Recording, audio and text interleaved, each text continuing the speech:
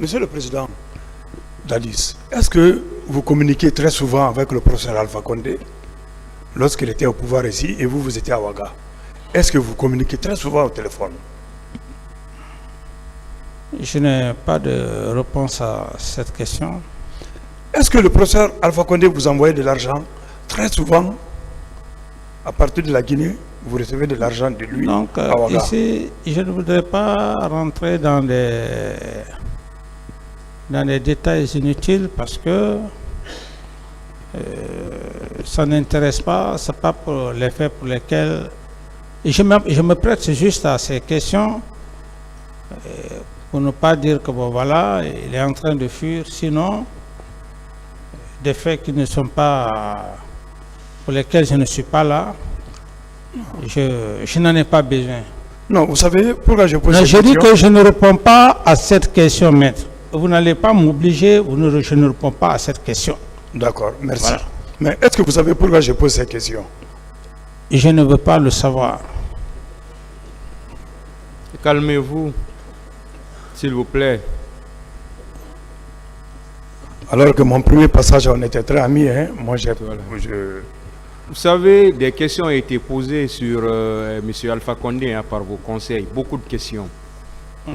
Donc, si l'autre partie aussi vous pose des questions dans ce sens, le tribunal ne peut pas les retirer. Oui, Monsieur le Président. Donc, Monsieur le Président, je vous remercie pour cette question. Au moment de la plaidoirie, je vais produire, pour démontrer que ce qui a été dit, ce n'est pas vrai. Vous avez reçu de l'argent. Chaque fin de mois, vous recevez de l'argent du professeur Alpha Condé. Et même si je vais produire, je vais exhiber les pièces. Même si c'est de l'argent, est-ce que c'est l'argent de la famille de quelqu'un? C'est l'argent, même si cela était le cas. S'il vous plaît. C'est l'argent de la famille de quelqu'un.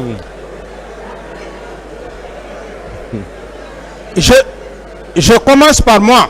S'il vous plaît. Je commence par moi. Est-ce que... Calmez-vous, calmez-vous. C'est ce que je viens de dire. Hein. Toutes ces questions sur M. Alpha Condé, M. Sekouba Konaté, qui ne sont pas renvoyés devant ce tribunal, vous ont été posées par vos conseils. Vos conseils ont posé suffisamment de questions sur ces deux-là. Pourquoi je vous dis de vous calmer? Si vous pouvez répondre, vous le faites. Parce que voilà, vos conseils ont posé des questions, donc les autres ont le droit aussi de répliquer. Je réponds, donc ne vous énervez pas et surtout soyez courtois. Soyez courtois avec les avocats. Parce qu'on vous traite ici, on vous traite de façon très respectueuse. Et ce ne sont pas des questions blessantes. Ce sont des questions très simples qu'on est en train de vous poser. Donc, une fois de plus, répondez par la façon la plus courtoise. Ok, Monsieur le Président, allez-y, maître. Je réponds à cette question. Je disais que... Non, laissez-moi, je vais répondre à ça. Je disais, Monsieur le Président, par rapport au plaidoirie consort, si cela arrivait,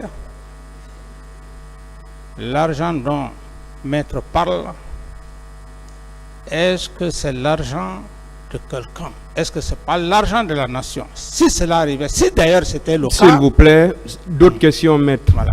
Je vous remercie. Ça confirme que vous étiez en contact et vous envoyez de l'argent régulièrement.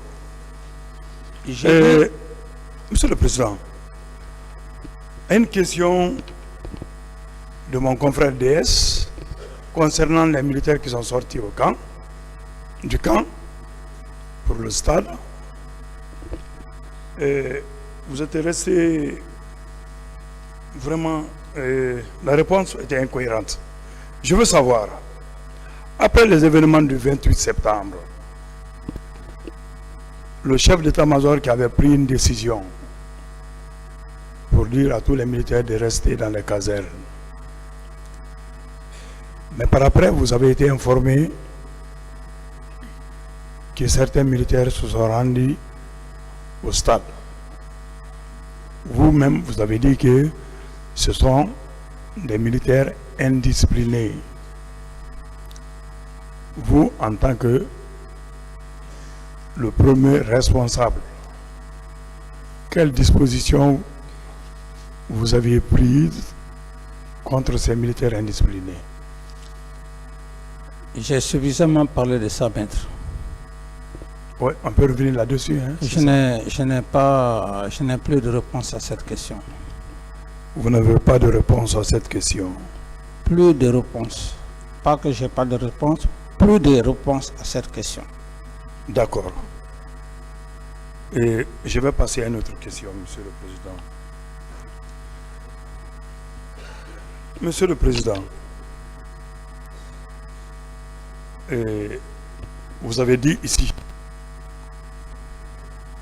que les crimes qui ont été commis au stade du 28 septembre, c'est ceux qui se sont rendus au stade, que c'est eux qui doivent répondre. Monsieur Toumba et consort, que vous n'êtes pas allé au stade. Vous n'avez pas donné l'ordre à quelqu'un d'aller au stade. Est-ce que selon vous, est-il possible d'imputer la responsabilité à d'autres personnes qui ne sont pas allées au stade, comme vous? Est-ce que c'est possible d'imputer la responsabilité des événements du stade à d'autres personnes qui ne sont pas allées au stade, comme vous? Est-ce que c'est logique? Maître, j'estime que je ne vais pas rentrer dans les détails. J'ai trop parlé de l'affaire de Toumba ici. Et par rapport à votre question, je suis là pour des faits de complicité. Ces faits de complicité, c'est ce que le tribunal a besoin. Moi, je n'ai pas compris la réponse. Hein. Ma question est très simple.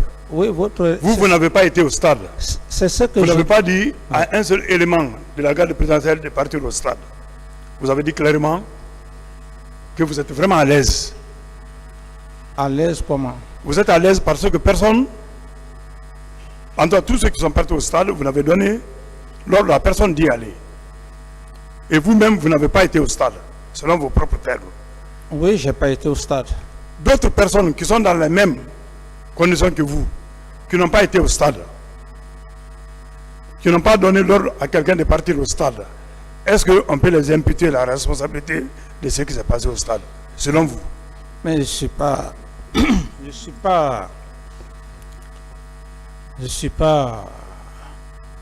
le juge ou un substitut pour... Merci pour cette réponse. Donc, dire ici que vous n'êtes pas responsable parce que vous n'êtes pas parti au stade, ce sont les juges qui sont mieux placés pour répondre à cette question. Oui ou non? Ce sont les juges qui doivent faire la part des choses. Merci, Monsieur le Président. Monsieur le Président, je vous remercie, j'ai fini.